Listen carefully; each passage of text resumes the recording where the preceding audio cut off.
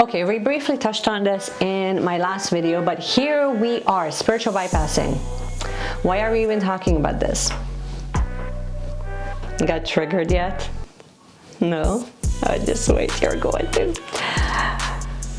In today's video, hey guys, in today's video, we're going to be talking about spiritual bypassing and how relevant it is right now as we are going through this mass movement of revolution. If you ask me, that's what I'm calling it, but you might call it something else. Of how that actually plays out, and especially if you're a white person and you are within the spirituality community, then you're probably seeing that word being thrown around quite a bit. So I thought that I would just give you my 2 cents and my breakdown of how I'm planning to navigate through this change and what you can actually do and what I view as one of my roles that I can kind of contribute to change rather than being part of the problem. So if that sounds good, why don't we just dive right in and kind of untangle this web of change together. But before we do that, I just thought that I would just remind you, if you are brand new here, thank you so much for taking the time to join me in this video. And I hope that you hit the subscribe button if you haven't already, and hit the notification bell. That way you get, notified every single time that I release a new video. Why don't we just dive right into the video? Let's go. So, spiritual bypassing. How do I view spiritual bypassing? And why do people throw this around so much?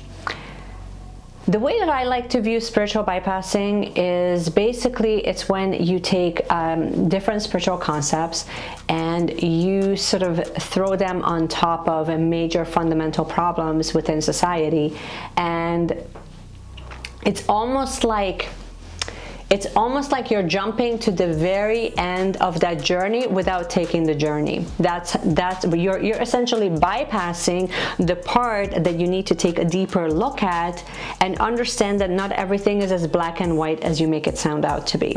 And it's very interesting because if you take a moment in your life on any area of your life, it's very hard to, within your own personal life, it's very difficult to do spiritual bypassing. It's very hard to just throw general terms on top of things to sort of solve a fundamental problem. So here's what I mean. Let's say that you are looking to change your jobs because you really hate your job, and someone who comes into your life and who is sort of exercising spiritual bypassing, I guess, would say, well, it's so easy. All you have to do is just manifest like a new job, and all you have to do is just put it on your vision board, and then you're going to manifest it. You just have to use the law of attraction. In this example, I'm going to be trashing the law of attraction, but only because I want you to actually understand my point. So spiritual bypassing is when you just say that, well, you can just manifest it by using a vision board, which is true, you can, but the bypassing part may be that for someone to take something as fundamental as employment, which affects root chakra, it affects your base, it affects your ability to earn, it affects your livelihood. For someone to just say pull right out of that and manifest a new job without really actually taking into consideration like what are sort of the steps to getting there, it's ignorant in a sense that we're ignoring the work and maybe the mental work that also needs to take place. Because keep in mind, especially if you've been at this job for a really long time and you got to know your coworkers, you have that deep bond. Or maybe you just don't like how much money you're earning, but then you really love the job that you do.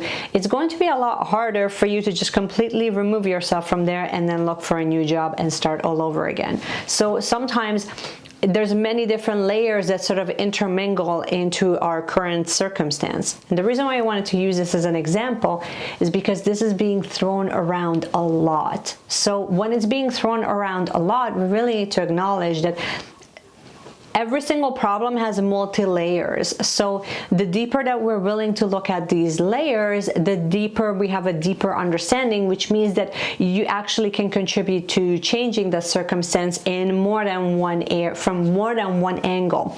Because sometimes for you to look deeper at the problem, it doesn't necessarily mean that it's your job to fix all of it.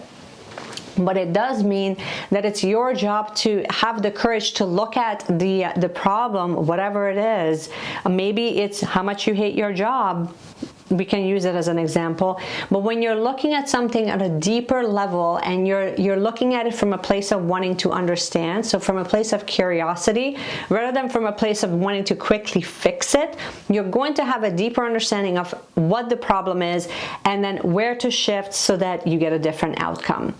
And if you're not using spiritual bypassing, then you understand that everything works in duality, and that your job is not necessarily to come into other people's spaces and to go and fix it for them. Your job is to contribute to change, into positive change, rather than contributing to continuous problems. Hopefully that made sense. If I completely confused you, just let me know in the comments, and then I will never use this example again. But basically, I like to look at spiritual bypassing as a way of really kind of ignoring the work that actually needs to be done, or taking it completely personally. Or another way that I've seen spiritual bypassing is, and I mean, most people will never consider this spiritual bypassing, but I totally do, is when one person has looked into one aspect of the problem, taken that upon themselves to go and look at other people in their circle to start attacking them of why they're not doing what this one person thinks and deems as they should be doing. Keep in mind, you guys, especially when it comes to inner work, we all have our inner demons, and it's our responsibility to do our own inner work. It's nobody else's job to come up to us and tell us how we should be or we shouldn't be, if that makes sense. So you don't need, like, especially if you're a white person, you don't need other white people coming up to you and telling you how you're not doing it right. Not their job. So if they are doing that, by all means, fight back, rebel against that, because it's nobody else's right and nobody else's job to tell you what you should be or shouldn't be doing. You know what I mean? Because if you're doing that, you're actually contributing to the problem. And the problem is, especially when it comes to the racism that is happening right now, and I mean, keep that in mind, like right now, all eyes are on the US, but really it's happening in the US, it's happening in Europe, it's happening in Canada, it's happening all over the world, and it has been, but just on different levels. So what you need to do really is start looking in your own backyard, but use what has started as a movement in the US and start applying that level of change on a local level, because really you want to start local and then expand out. I mean, if you want to go and help you know, any of the organizations and the movement that's happening in the US, or you have family in the US, go for it. Like, I'm not discouraging you from doing that, but what I am saying is that you always want to start here. You want to start with you, how you contribute to the problem, how you're contributing, how you're choosing to contribute to the solution, and start locally. You know, you wanted to support like businesses that are owned by people of color. Fantastic. Start locally. Start within your own backyard. Start within your own city, within your own province, within your own state. Like, you want to start here locally, because like, what good is that going to do if you start supporting someone in like Minneapolis, but then you're actually not supporting someone who lives 2 streets away from you? Do you know what I mean? And I'm not saying don't support them. I'm just saying, like, you might want to start locally first.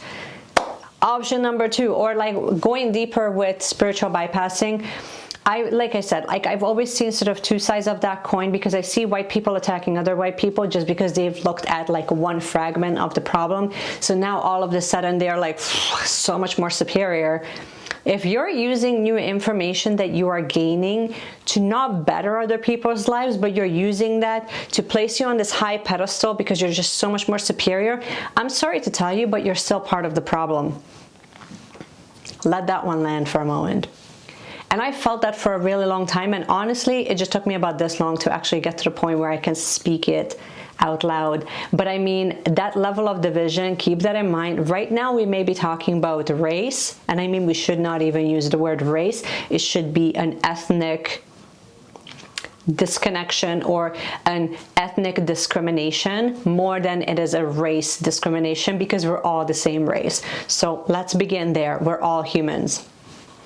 unless, you know, you're from another planet, you're a gray, you're from another planet, that's a racial problem, because then it's humans against another race. When we're talking about racism, really the way that it needs to be actually described, in my opinion, is that it's an ethnicity discrimination. I'm discriminating against your ethnic background. I'm discriminating you against your, you know, your cultural background. I'm discriminating against, you know, your sexual preference. Those are all the discriminations, in my opinion. But I mean, if there's another way of saying it, just please correct me and let me know in the comments. But I don't want to use the word racism, because even that alone is white privilege, from what I understand. But really, like, doesn't it make you kind of think, like, why are we using the word race when we're all the same race? Does that not sound weird to you? Because it sounds really weird to me. Moving on. So I just wanted to make a point that when it comes to spiritual bypassing, I've seen this so much, and I've seen this in the yoga community. I've seen this in, you know, like when you go into like a higher end, like a gym, and, you know, like you see a certain age group of people, and even within that group, there is this level of division that is being created. And they may not be discriminating against other people, but they are in a direct or indirect way sending a really strong message of, if you don't have a level of income, or if you are not wearing certain clothing, or if you're not drinking kombucha, or if you're not going to, you know, like the yoga festivals, if you're not fitting into that mold, you can't sit with us. And that has bothered me so much, because then it just leaves so many people out that could actually use the healing modalities that lie within meditation, that lie within yoga, that lie within spiritual practices. They're being completely turned off by it, because we're sending such a strong message of how you don't fit into that mold, you know? So whether we're doing that discrimination against, you know, your sexual preference, we're doing that discrimination against the color of your skin, your ethnicity, your cultural background, you know, your religion, to me, it all kind of boils back into the same, that we're basically saying that you're different than me, so therefore you're not welcome. That's what needs to change. So, and especially if you're a spiritual person, or if you're into spirituality, to me, I would never knock you because you are, you know, you're into spirituality. To me, that's sort of like the base practice that helps you raise your vibration. But just be careful how you're using those spiritual practices, and make sure that when you're talking about unity consciousness, then you're actually inclusive rather than creating division with your belief system. That's what they mean when they're talking about spiritual bypassing, because sometimes we can be so spiritual and we can, you know, throw love and light at everything, that we're actually ignoring that deep inner pain that is trying to come out from people that have been suppressed for so long. So if you don't have that capacity to accept that, and you don't have that capacity where your job is, because you've been doing a lot of the spiritual work, is for you to create that safe, sacred space for them to heal and to let that out, then, like, newsflash, that's the whole point. That's the whole point of doing a lot of the spiritual work, is so that you have the capacity, so that you can create safe space for people that have been suppressed for so long, so that they can heal.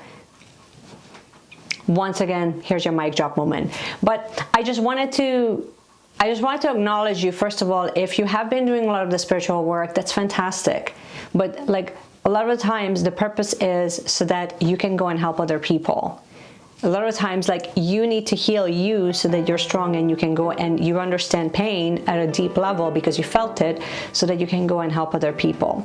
But the whole point is not for you to be placed on this high pedestal telling others how you're so much better than them.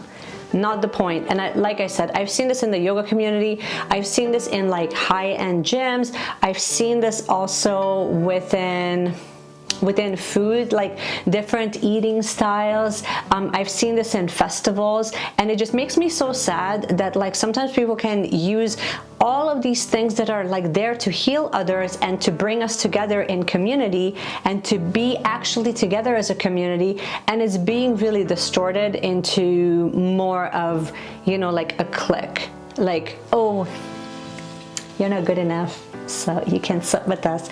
And I've heard this from so many people, and honestly it breaks my heart. And you don't have to be a person of color. You can just be, you know, like you don't practice that much yoga and you feel excluded, and that's a shitty feeling, by the way. Or your yoga teacher just kind of talks to you like they're so much better than others. Not the point. If that's where they're leading from, to me that just screams insecurity, because secure people, they want to include everyone because they see value in everyone. They understand that each of those paths have so much wisdom that one person could never obtain or fully understand.